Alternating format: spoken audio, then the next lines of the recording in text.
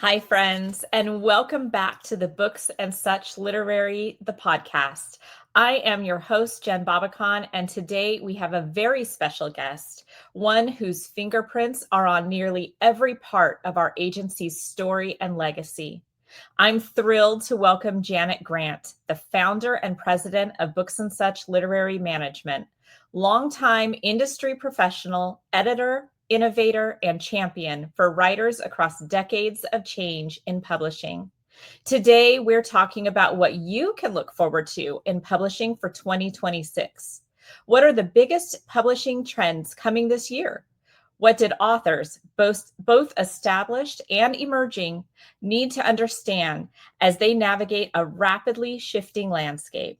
If you're an established author considering your next project or an aspiring author looking toward the future, you're going to love this conversation. Let's dive in. Hi, Janet. How are you today? And I'm doing great, and I'm always happy to have the opportunity to talk with you. So I'm in a happy place. Oh, wonderful. Janet, let's start at the beginning. Why don't you tell us about your entry into the world of publishing? What originally drew you to this industry, and what did you love most about the work in those early years? Well, first of all, I have to say, nothing in the industry drew me. God threw me into the industry, and I was not happy about it. I was a staff member, a brand new staff member, just having finished staff training with Crew. And I don't know how they make assignments nowadays, but when I was joining Crew, you went into a room and they handed you an envelope, and in that envelope was your future. I walked out of the room, opened my envelope, and it said my assignment was to work in the publishing department. I thought, no, no, no, no, no, no, no. I'm supposed to go on a campus. And besides, I'm an English major. I don't know how to write. This is like a bad joke. And then I cast my eyes up to heaven and said, God, at the tender age of 21, you have ruined my life. So that was the beginning of my being involved in publishing. Every time I finished an assignment in the publishing department, I like it. The first assignment I had was to write a brochure. I sat at my desk for a couple of hours before I handed it in because I knew I was a fraud. And it was only a matter of time before everyone in the publishing department realized that that was the truth. Then one day, when I was sitting at my desk, I remember looking out the window, and it's like God said, do you remember when you were a young girl, how you spent your summers? And I thought, well, let's see. Oh, I tried to write a novel every single summer. And then it's like God said to me, and what are you doing every day now? And I thought, oh my gosh, I'm getting to write. I I loved writing. I was aspirational as a young girl, but I just got so lost in my identity, in who I was, that I completely forgot about it. And once God reminded me of what a joy I found in writing, I settled in and realized God had put me in the perfect place for me. I was gifted to do this, and it was a calling. So that was my very beginning. Oh my goodness. What a story. What a story. This is my first time hearing this. So I'm so moved by that. I love that. That's incredible. So at some point you moved from the editorial side into agenting. And that's a pretty significant shift. When did you first sense that you might want to do that, to become a literary agent? And what led you to make that transition? Was there something that you saw in the industry at that time that made agenting feel like the right next step for you? Well, once again, it was the sort of thing I didn't see coming, and I actually had eventually left staff. I worked as an editor at David C. Cook and at Zondervan. I helped to begin book publishing at Focus on the Family. And then Focus on the Family decided to move from Southern California to Colorado. And I knew right away I did not want to make that transition. So I was at a crossroads in which I had to decide what I was going to do with myself. Agenting was just becoming a thing in the Christian market. There were, as a matter of fact, only 2 agencies, and they were both run by men, and all of the agents were men, except for one lone woman in one of the agencies. And because I've been in so many different publishing houses, it occurred to me that I knew how to do pretty much everything. I had to negotiate contracts. I did a lot of acquiring. I produced children's books all the way up to teen novels, and also adult nonfiction. So I felt like I had a good cross-section kind of knowledge of the business, and I had a lot of connections in publishing houses. And I thought, now this new agenting thing, now I think I actually might be well equipped for that. And so I just went home and told my husband, I'm going to become a literary agent. And he was like, so tell me what that is. And we talked about it, and he said, I'm 100% behind you. That's exactly what you should do. And my dear husband, who had set himself up for early retirement, set that goal aside and said, I will work for 2 more years to help you get established. So that was the beginning of Books and Such. And he was a big part of brainstorming. He and I brainstormed the name of the agency together, and what characteristics we wanted to be true of the agency. And so he was very foundational in the philosophy behind how we were going to care for authors and so many other things. Oh, that is incredible. What a gift all the way around. That's wonderful. I love that. So let's talk about Books and Such itself. Few agencies in Christian publishing have the legacy, reputation, and longevity that ours does. You've already spoken a little bit about how it came to be. And so can you talk a little bit about how your original vision in the beginning evolved as the publishing landscape changed over the years? Well, one of the things that my husband and I knew we wanted to be true of the literary agency that would distinguish it from the other 2 that existed at the time is that we wanted it right from the get-go to be a place where writers could belong and have a sense of community. My husband came up with the idea that we should have a retreat in which we would bring all of our clients together, because most literary agencies like to keep clients in silos, not connecting with their other clients so that they wouldn't compare. How much time is your agent spending with you? What kind of deal did your agent get for you? Not that clients should be talking about that, but they do. And so we decided that writing is a very lonely business, and it would be important for us to create that sense of community. And that's become more needed than ever because we now have self-publishing, hybrid publishing, traditional publishing, all of which tend to silo authors, even more than they were when everyone was publishing traditionally. So that very core value continues today, and we feel the need for it more than ever. So I would say not much of a change, simply how we express it has changed. Oh, I love that. And that is certainly true, and something that absolutely sets our agency apart. You've seen several eras of Christian publishing, from the CBA boom to digital disruption to the hybrid landscape that we are living in today. How have Christian publishing trends changed over the years? And from the perspective of an agent, what has it been like to guide clients through those shifting markets and reader preferences and industry realities?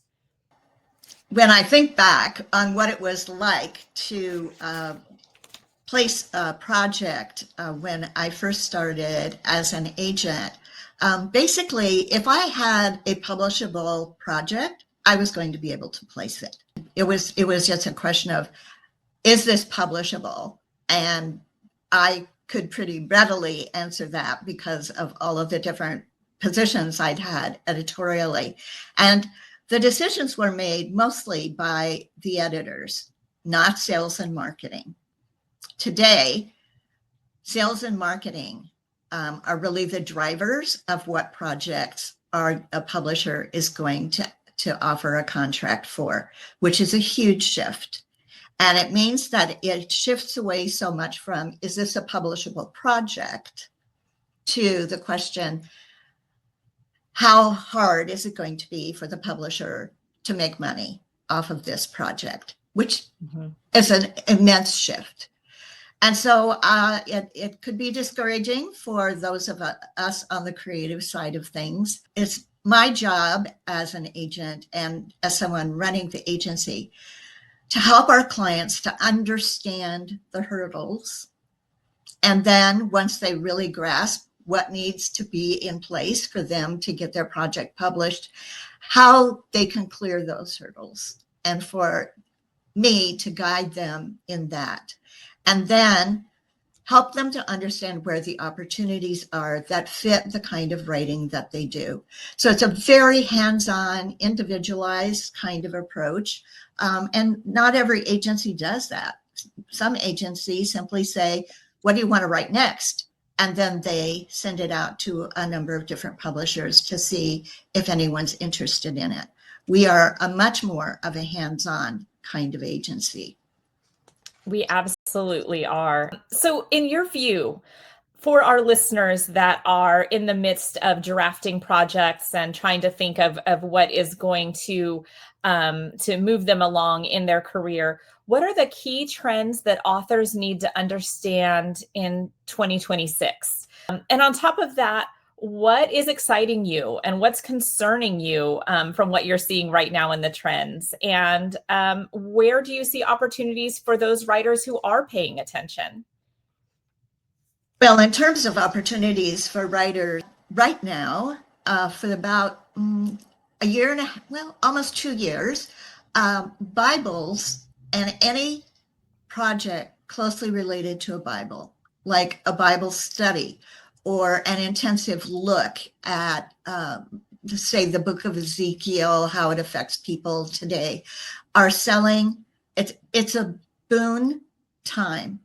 And that is where the publishers are focusing their energy as well. And so if you look at the top 50 books that are on the bestseller list, I would say 75% of them fit that description. Wow. Fiction, so it's huge. So if you are inclined or have an idea that fits into that category, then publishers are looking for what you are writing. For fiction, I would say that editors are looking for something that doesn't neatly fit, an unusual idea, and sort of a mashup, like say if you did a mashup of Sense and Sensibility and I don't know, some sort of suspense story. That would be of interest to an editor because it's a little quirky. And so, yes, there's always space for the typical historical fiction or a Regency or contemporary romantic suspense. But what really perks up an editor is something that's a little different.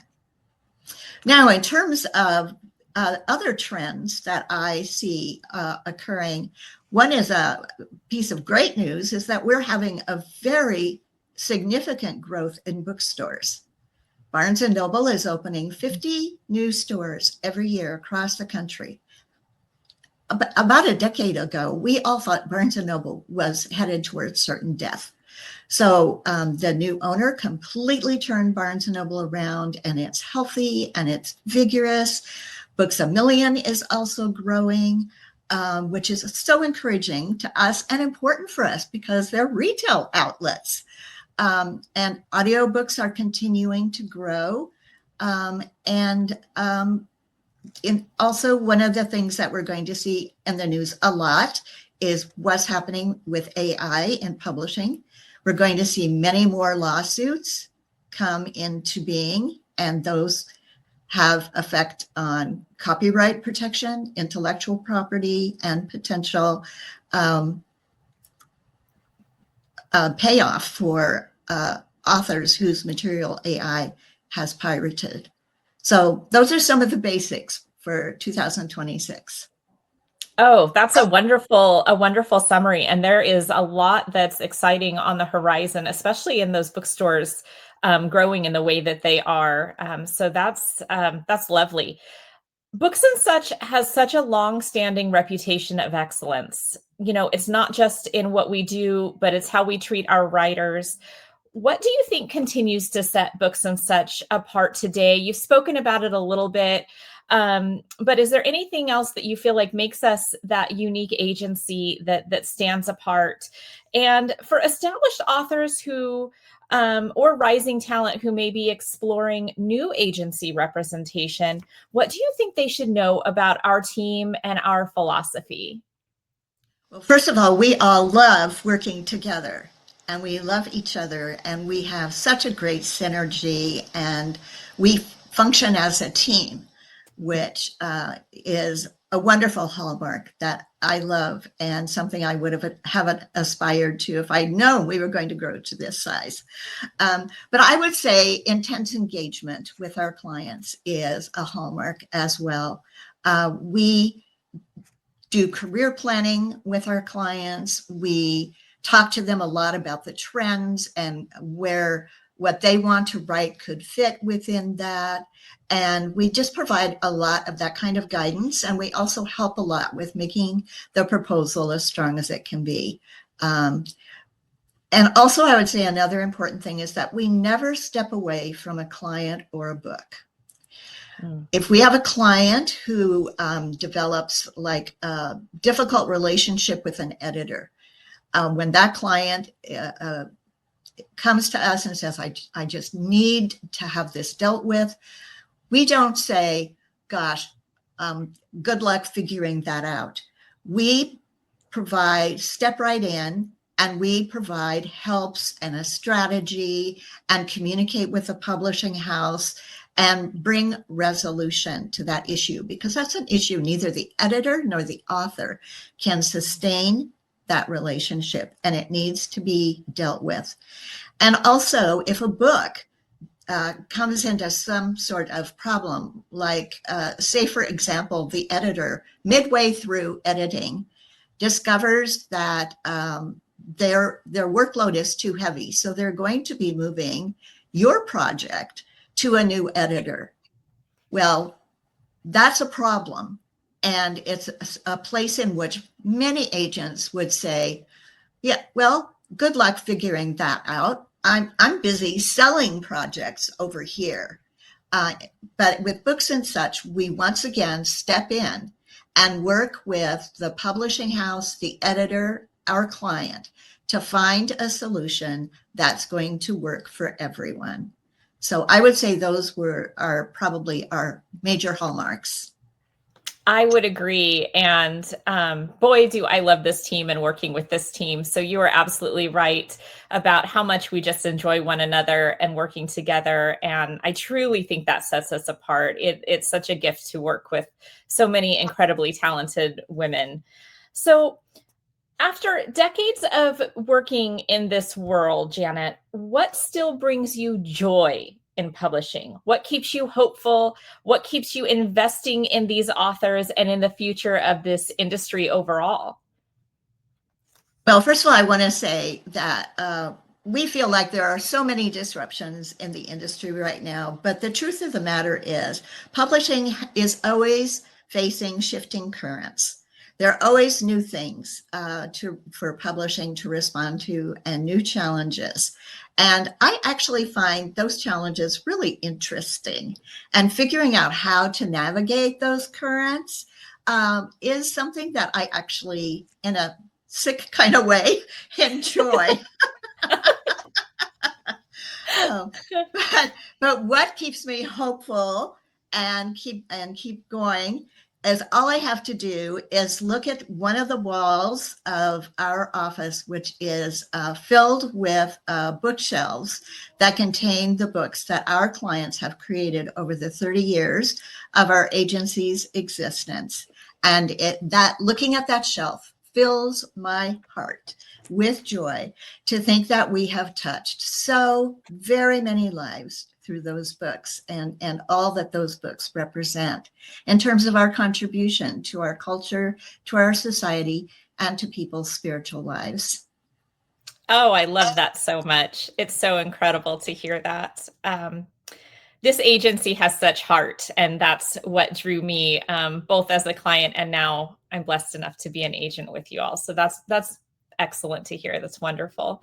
Janet, thank you so much for joining us today. Your wisdom, your history in this industry, and the legacy you've built at Books and Such continue to inspire so many of us, agents, authors, and publishing professionals alike. And thanks to all of you for listening. You can find this episode and our entire archive wherever you get your podcasts. You can also listen on our website at booksandsuch.com under the podcast page in the resources tab. New episodes release on the first Wednesday of each month, and be sure to follow us on Instagram at Books and Such for agency updates, writing tips, and more. We'll see you next time for another conversation designed to encourage, equip, and guide you on your publishing journey. Thanks, everyone.